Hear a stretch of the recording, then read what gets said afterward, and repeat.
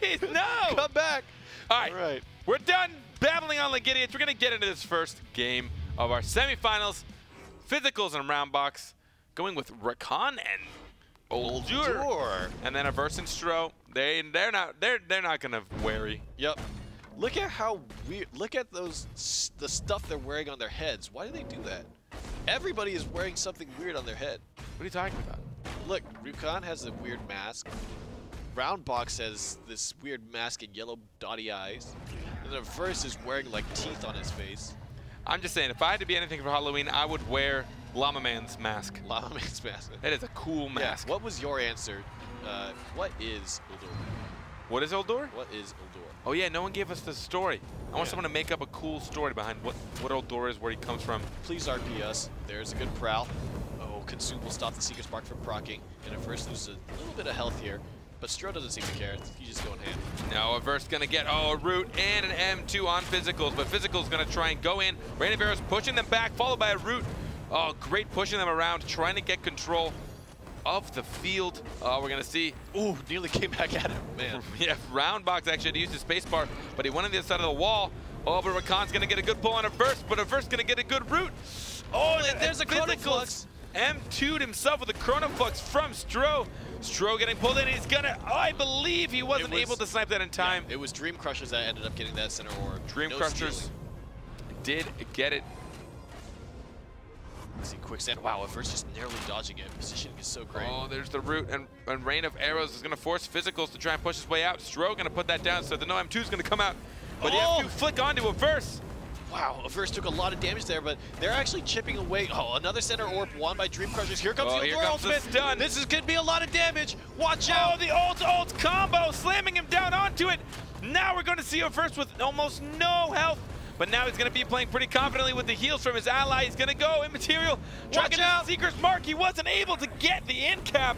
He will go down, but there's no way that Stro will take this lying down. Oh, what a good hit, but he wasn't able to keep it away from Physicals. Stro now has his full energy, just used it a bit to protect himself. I think he might be able to, I mean, he can pull this off. Oh, we're gonna see a Petrify. He's gonna try and hone down on Physicals. Gonna get the root, followed by the perfect M1 timing, so that it gets us into time proc at the same time, but he will not be able to escape the damage. Dream Crushers go home with round one. Big thing.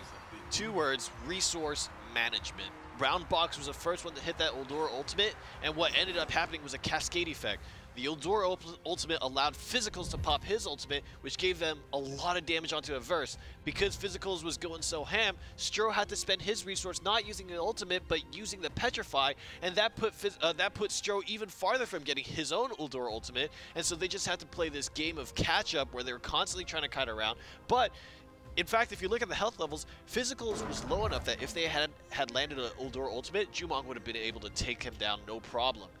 Problem is, resource management, Roundbox got to that ultimate first, and that really changed the momentum of the match.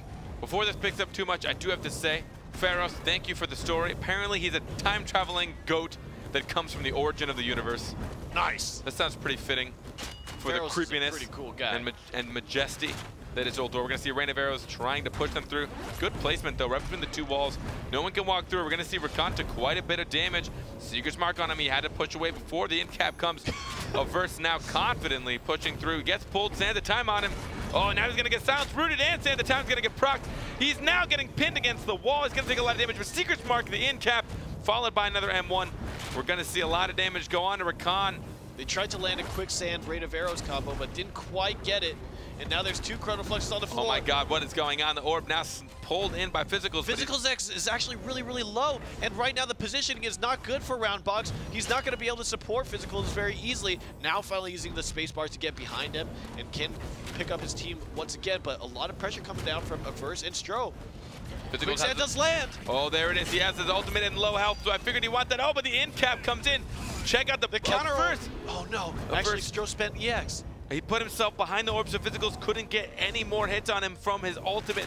But now we're going to see a relatively large health pool disparation, 36% to 62.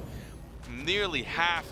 Stro and Averse. The game is so great for Averse and Stro right now. It really is. Take a look at them just dominating this field. Overall control. Gonna see the in-cap on Uldur.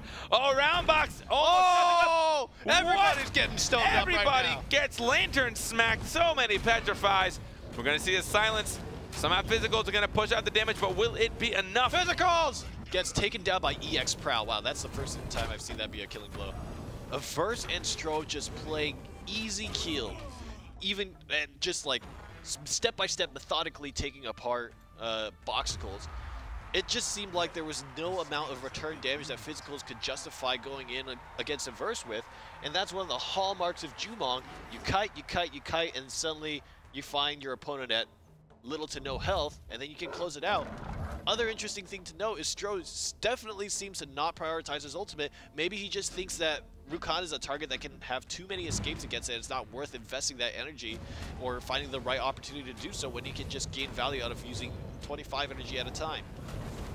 It's not even that, but I believe the ultimate, it just doesn't deal damage. While it does do great to support an ally, if he's not taking any damage, a lot of energy just for a hard stun. There's a good combo that Jumong and Uldur can get off that stun with Quicksand and left click Rain of Arrows and left click Black Arrow. We've seen Averse and Stro use that combo to take down people from 100 health to about 40% or even less.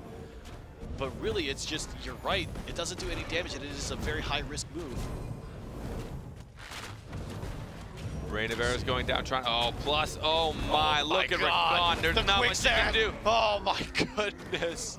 The Quicksand, the Black Arrow, and the auto attacks from Jumong are just so powerful. Uses a Black Arrow to proc the Seeker's Mark, gets the incapacitate, but I think at this point, round box is just doomed. I mean, just overall that control of the field, using the Rain of Arrows and the Chrono Flux, really just pinned him into that corner and just allowed Averse to use everything he could, whether it be his spacebar, its M1, to just finalize the damage and just take Rakan out. His consume was down, and he wasn't able to get a lot of help from his Uldur. Especially because, you know, he was dying. I wish the camera was on. The way that happened was so... It's just like the arm raise, the eyebrows raise, and then just the moment of just drop. It's too late. It's too late in the evening. It's getting there, folks. Somebody bring me an energy drink and coffee. Not a sponsor. Yeah, a nondescript energy drink, because we have no one sponsoring us. Nobody likes us. Everyone, anyone here that owns, you know, energy drink company, please feel free to help us out. Averse and Stro, 2 rounds up. Boxicles were able to win 1, and they need to really identify what was going so well for them. The double ultimate pop. Oh, no, the Quicksand! Look at how much health Physicals has already lost! Look at that! Ridiculous! Definitely. I mean, it's 15 seconds in. He's already down. Oh, no, this might be it for him. He's going to have to hide behind a wall here. He gets the orb pull, but will he get the secure? He does not. Stro uses an M1 to gain control. Oh, there's the in-cap plus. Run! What just happened? I think he pulled himself into that. Oh my God, it just seems too easy. Cool. Look at the health levels on Averse and Stro. So much. Oh man, double Quicksand, and Averse just started smacking buttons. Man. Well, Jumong can do damage. That's something that he can do. Speaking of smacking buttons. Yes? I'm losing my mind. There is... First time I go to Dream Coaches, I want to try a challenge, all right? It's an in-house 2v2. And you can only cast abilities by just hitting your keyboard. And see who wins. I mean, that wasn't what North American 2v2 was? That was the worst subtle insult I've ever seen in my life. Oh my. All right, well, we're going to ignore that one. And we're actually going to go check out a quick replay of that. Game 1, map 1, Chrono Flux on the top region and arrows to take down Rakan. Check this out. This is perfect. Rain of Arrows and then Chrono Flux pinning him into the wall. Look, oh my God, nothing. Save the time, followed by a spacebar, followed by an M1, followed by, look at that. Oh, there it is. Quicksand. Quicksand everywhere. Pocket sand, friggin' bag sand, purse sand. Just every sand everywhere, in the underwear. The worst. I grew up really close to a beach, which makes me hate the beach. Did that happen to you? No, I just sand like in the underwear? Sand everywhere. You feel dry and disgusting. Salt water dries you out. Ugh. Sand dries you out. It gets everywhere. It's there for weeks. Maybe because I don't shower often enough, but that's besides the point. Yeah. Oh, jeez. So that's what that smell was. That's what that smelled. Luckily, stream has no idea how terrible I smell right now. Folks, hope you're enjoying the show. That is the map 1. It went to Dream Crushers. Such a good job. I mean, we see Stroneverse time and time again show up and just dominate. I was going to say a phrase that I say a lot, but I don't know if it was appropriate. Just mulch. Mulch. We'll go with that. We're going to go with mulch. Mulching everything. I talked a little bit earlier in the day when we were broadcasting EU about how big Root is, right? Root is a big CC to have on the table. Quicksand is one of the best ways to do that. Goes through a lot of defenses, puts a lot of damage onto your opponent, and then also roots them for a long enough time. And Jumong thrives when his opponent is rooted. That's one of the reasons why Bear Trap is so good. Did I say that a little bit too intense? I mean, it's just about as intense as it is. Anybody who's your eyes got murderous. You're like, thrives, it thrives.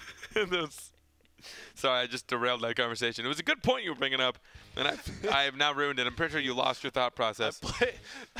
I've played a little bit of Jumong myself, and whenever that root happens, my eyes just go really wide, and it's just, you're like, it's happening. It's happening. You can feel it in your blood. Having the Bear Trap land is such a good benefit to Jumong. Oh, it's disgusting. The big problem is everybody knows that Jumong will wreck your thing when you're rooted. Let's go into map 2 before we say something that gets us removed from Twitch's broadcasting services. It's just like, it reminds me of a certain animated movie about an ogre. There was that one scene where they head to the castle. It was great. What was I saying? Alright.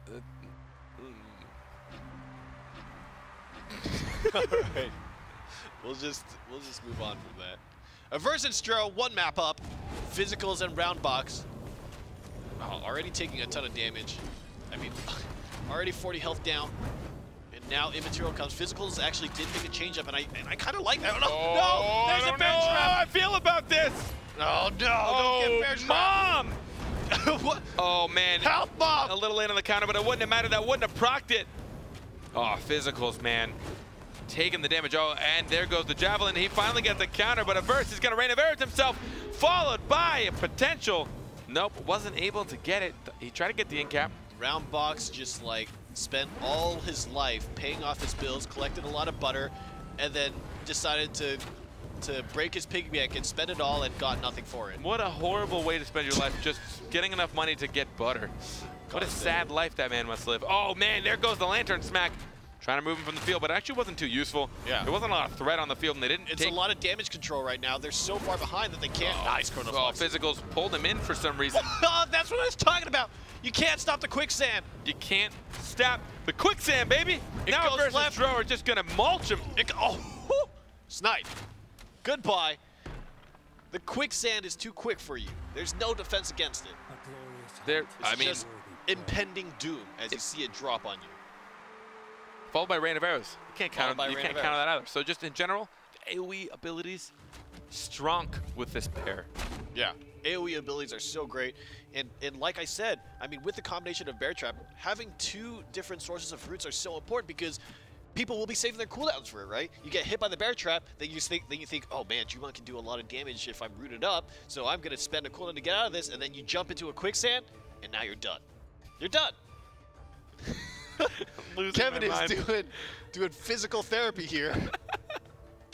What I want to try, honestly, while the camera's not on us, make really weird sounds in the microphone and see if they can figure out what we're doing. You know? See if they know, like, what was that? Oh man, I don't know that Twitch chat will be too creative with those guesses. Probably not. You bring up a good point. But now we're gonna see Stro having to use his spacebar to get away from damage. But my Physicals, look at that, already almost down to half health, not getting healed up from his Eldora and the in-cap. Oh, he's rooted! Watch out!